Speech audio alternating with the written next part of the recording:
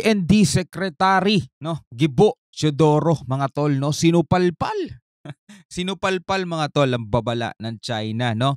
Sinabing walang pakialam, no, walang pakialam ang China sa pagpapaigting ng Pilipinas, no, sa mga military presence natin sa Batanes. Dahil nga kinokontra ng China, kinagagalit nila, mga tol. Tanong nga ano bang pakialam nila kung tayo magdagdag ng military presence natin sa Batanes, sa Luzon, sa Visayas, sa Mindanao, kahit saan, mga tol, dahil bansa natin to, pinoprotektahan natin siya sa kung ano man ang pwede maging banta ng kalaban. So yan ang sinabi ng DND, mga tol, dito sa babala ng China sa atin, no? So ito, panoorin natin to at samahan pa natin to ng ibang balita mamaya, mga tol. Pero bago yan, syempre, wag mong kalimutan mag-subscribe dito sa ating YouTube channel. Kung trip mo yung mga ganitong klaseng reaction video and commentary, mga kapatid, no, sa mga balita na pinapanood natin araw-araw, sa mga balita na may kinalaman dito sa ating West Philippine Sea, mga kapatid. So ito mula sa UNTV News, mga kapatid, yan, binasa ko kanina yung title. DND iginiit na walang pakialam ang China sa pagpapaigting sa PH military presence sa Batanes. So wag na natin patagalin pa. Total wala na rin naman tayong hinihintay na. Panoorin na natin to, mga tol. Iginiit ng Department of National Defense na walang pakialam ang China hinggil sa ginagawang pagpapaigting ng presensya ng militar sa Batanes. Inilabas ng DND ang pahayag kasunod ng naging statement ng China kung saan nagbanta ito sa Pilipinas dahil sa ginagawang pagpapaigting ng military presence sa parteng hilaga ng ating bansa. Yan ang problema sa China, mga tol. Tapos ang pagtatanggol pa ng mga pro-China ng Pilipino rin. Ang mga nagpapanggap na Pilipino, no? Sinasabi nila demokrasya, hindi diktador. Alam niyo yan, mga tol. Samantalang kung makapagdikta sila sa atin, kala mo probinsya nila tayo, no? Kala mo kasama tayo sa bansa nila, 'di ba? Wala silang pakialam sa atin. Ginagawang pagpapaigting ng military presence sa parteng hilaga ng ating bansa. Muling binigyan diin ng DND na sakop ng Pilipinas ang Batanes at walaan nilang pakialam ang China anuman ang ating gawin sa ating teritoryo. Diba? Napakalinaw, mga tol. Wala silang pakialam anuman ang gawin natin sa ating teritoryo. Kaya magdagdag tayo dyan ng kung ano-ano man, atin yon, mga tol. Kaya dito sa loob ng West Philippine Sea, atin din yan . Supposedly wala rin silang pakialam dyan pero talagang humangga na dun, no? Umangga na dun, mga kapatid, yung presensya nila. Baka naman sa susunod, pati sa Batanes, nandoon na rin sila, no? So eto, mga kapatid, no, sa ibang balita naman, eto na. Malamang iyak na naman dito, China, mga tol. Kasi bad trip na bad trip to kapag nagsasagawa tayo ng ng mga military exercise o joint maritime patrol o maritime activity, no, sa West Philippine Sea. So ito, maritime activity ng Pilipinas at Amerika sa West Philippine Sea, mga kapatid, naging matagumpay daw. Yan ang ating aalamin ngayon, no? So panoorin natin to. Lalo pang pinaigting ng Pilipinas at Amerika ang kooperasyon matapos ang matagumpay na maritime activity sa West Philippine Sea. Hindi naman hinarang ng mga barko ng China ang panibagong resupply mission ng Pilipinas sa Rosal Reef na sakop ng ating teritoryo. Nasa frontline ng balitang yan si Elaine Fulgencio. Sabay na naglayag ang BRP Gregorio del Pilar ng Philippine Navy at USS Gabriel Giffords ng US Navy kahapon. Nagsagawa sila ng advanced planning at maritime communication operations sa exclusive economic zone ng Pilipinas sa West Philippine Sea. Bahagi ito ng Joint Maritime Cooperative Activity ng Armed Forces of the Philippines at United States Indo-Pacific Command para mas lalong mapahusay ang interoperability at kooperasyon ng dalawang bansa. So last year pa naman sinasabi na ng Pilipinas na magkakaroon pa ng napakaraming joint maritime patrol, mga tol. Hindi lang dito sa US, no, maging sa ibang mga bansa pa na sumusuporta dito sa ipinaglalaban ng Pilipinas. Biruin nyo, kahit ang ibang bansa, mga tol, sumusuporta sa ipinaglalaban natin. Dahil alam nila na talaga namang bilang isang bansa na napapalibutan ng tubig, meron tayong bahagi dyan. Diba?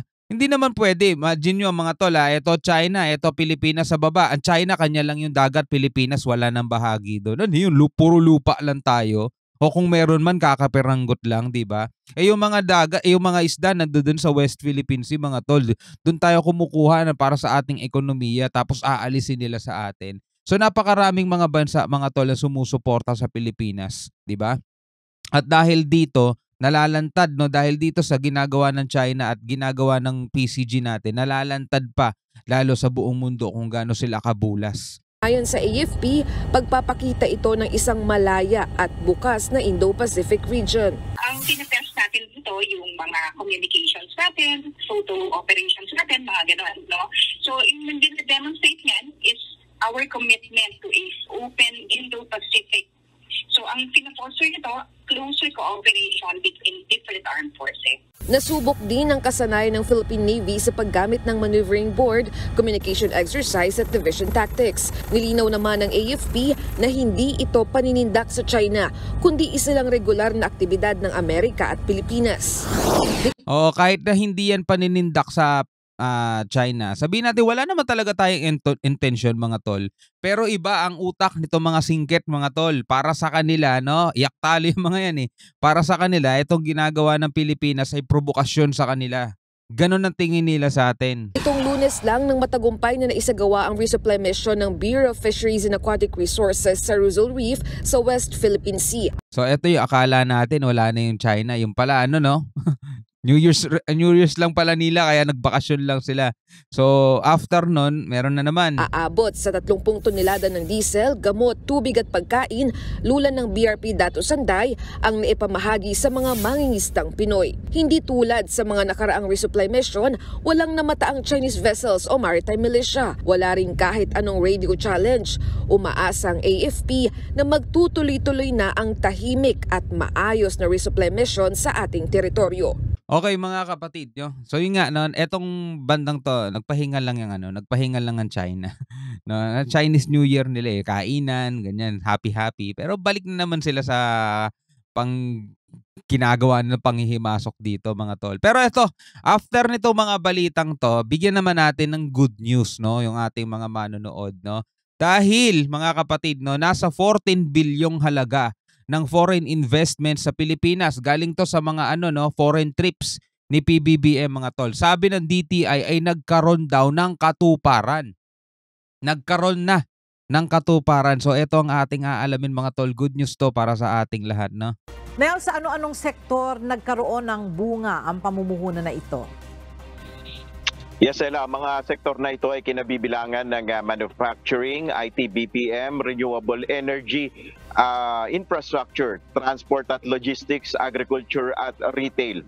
Sa ulat ng Department of Trade and Industry o DTI, mula sa 72.2 billion pesos US dollars na investment na nasa iba't ibang yugto na, 20% dito o nasa 14.2 billion US dollars ang nagkaroon na ng katuparan. Wow. Ito ang mga pamumuhunan na gumastos ng salapi at may staff resources na.